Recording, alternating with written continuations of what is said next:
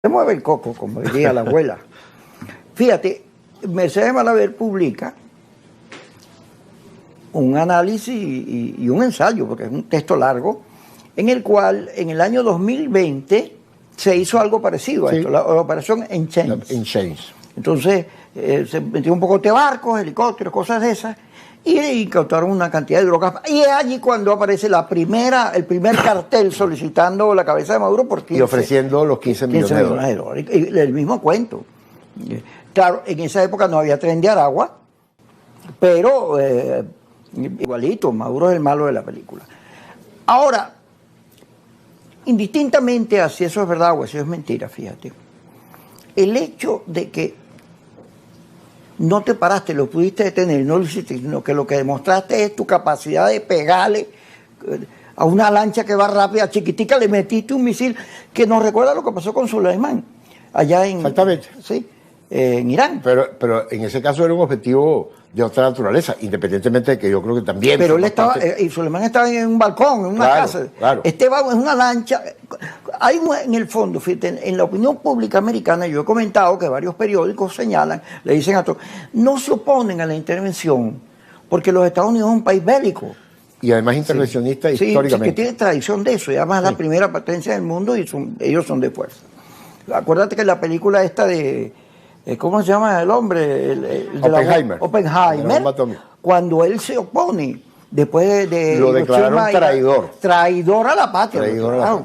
Porque, y además, cuando los presidentes americanos van mal en las encuestas, van y le meten unos misiles a alguien, se meten en un país y sube eso, ¿no? Porque se inventan armas de destrucción masiva o cualquier cosa. Lo de Irán, lo de Irak. Y lo de Irak. Todavía están buscando.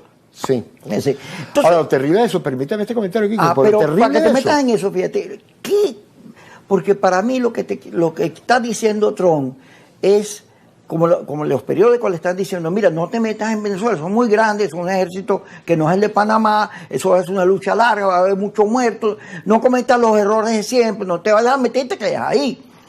Porque fíjate lo que pasó en Libia o en todos esos países donde se metieron y ahora el desastre, o sea, acabaron con la propia Siria, sí, se convirtió en un gobierno, países incontrolables. Fragmentados. Libia que era una especie de coalición de 12 tribus que Gaddafi las logró articular y convertir eso en un país. Hoy en día es el territorio que es, o Irak, o lo que está pasando en Siria. Creo que la intención pareciera decir, yo te puedo meter un misilazo, Maduro. Creo que algo así. O a Diosdado, o a ti, a mí, el que ande por ahí. Porque si ya estás en un peñero, una lancha, en un peñero, cuidado. Claro, esa puede ser la intención, pero fíjate, me hiciste recordar lo de Irak, y la gente a veces olvida, y yo creo que uno no tiene claridad de para dónde va si te olvidas de dónde viene. Fíjate, tú mencionas lo de Irak. Colin Powell, en aquella famosa rueda de prensa cadena mundial, dijo lo que dijo. Ese mismo Colin Powell, años más tarde, dijo, a mí me engañaron. O sea, si el secretario de Defensa de la potencia militar del planeta, sobre todo en aquella época, hoy eso ya es más discutible, dice que lo engañaron, ¿qué queda para el resto del planeta? Entonces, por eso, como decías tú, yo coincido, lo importante no es si fue verdad o no lo es, sino qué hay detrás, qué articula eso. Pues yo te decía, supongamos que fue verdad, ahora supongamos que no, que es un montaje, que es inteligencia artificial, que es un video de Yemen, que también puede haber pasado con eso, porque los hay permanentemente en Yemen y cómo se defienden con relación a toda la intervención. ¿Qué articula esos dos escenarios? ¿Qué hay detrás? Porque eso es lo importante independientemente de esto. Lo que hay detrás, hay que pensar en varias aristas y en varias hipótesis. Para mí la primera es que el presidente Trump tiene una particular manera de querer sentar en la mesa y querer mantener una hegemonía que ya no es posible. Eso se comenzó a desarticular no hace 5 o 10 años. Ese es un proceso probablemente de los últimos 20, 25 años. Ayer, antier, Kiko, se reunieron la Organización de Cooperación de Shanghái y tú viste quienes estaban ahí. Ahí estaba Xi Jinping, estaba el presidente de las Indias y estaba Putin. Y viste la declaración que le presentaron. Y le están proponiendo al planeta un nuevo orden, pero además con una cosa interesante, porque quieren rescatar el papel de las Naciones Unidas como escenario de los estados, pero escenarios entre iguales.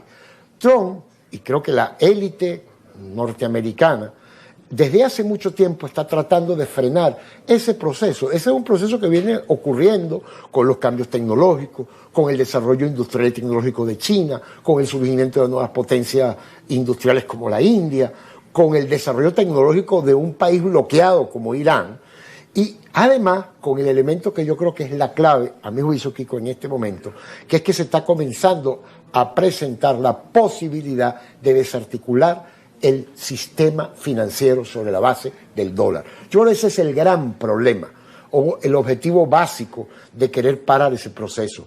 Porque el desarrollo industrial, ya los Estados Unidos no puede decir que es la primera potencia industrial. Tecnológicamente tampoco. Las proyecciones dicen que dentro de 5 años la primera economía será la China y la segunda es probable que sea la India. Y la tercera, pues vamos a ver qué termina pasando. Entonces aquí hay una recomposición que es un proceso complejo y la élite norteamericana creo que llegó tarde a tratar de frenarlo. Me va a permitir hacer eso que uno dice, voy a plantear una hipótesis absolutamente indemostrable porque es hacia el pasado. Yo creo que hace 30 años atrás, un presidente como Trump en los Estados Unidos hubiese intentado esquemas como estos y hubiese tenido probablemente éxito en el mundo de hace 30 años atrás.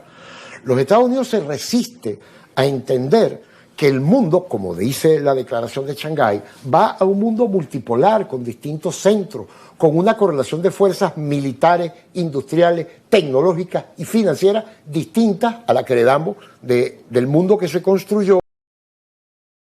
Eso fue una etapa, fue un proceso. No es casualidad que después del escenario que había, los Estados Unidos consigue ser el garante del sistema financiero internacional. Era el único país importante no destruido. La estructura industrial europea estaba en el piso. La China de la época era un país atrasado. La Unión Soviética igual. Y eso le permitió imponer una regla, los famosos acuerdos de Bretton Woods, el tema del oro, y luego eso fue cambiando porque pensaron que la hegemonía era de ellos. Y así la mantuvieron, en efecto. Pero eso está cambiando desde hace tiempo. Y hay sectores que se resisten, que no entienden que China es una realidad. Me guste, no me guste, es una realidad tecnológica, económica, es una potencia como lo es la India, como está pasando en Rusia en el tema militar, por ejemplo. Entonces, eso significa que el mundo que heredamos de la Segunda Guerra podemos evaluar cuán bueno fue, cuán malo, qué resultados tiene, qué balance podemos hacer de él. Pero lo que no podemos obviar es que esa fase del modo civilizatorio que nos hemos dado concluyó. Y luego hay otro tema, que es el segundo, que me parece clave, que es que el mundo occidental, Kiko, ha tenido poca capacidad de comprender y leer el mundo oriental y el mundo asiático. Hay un escritor, Mishra, indio, que tiene varios años, por cierto, acaba de publicar un último libro que lo estoy terminando, que se llama El mundo después de Gaza. Ahorita lo acaba de publicar hace unos meses.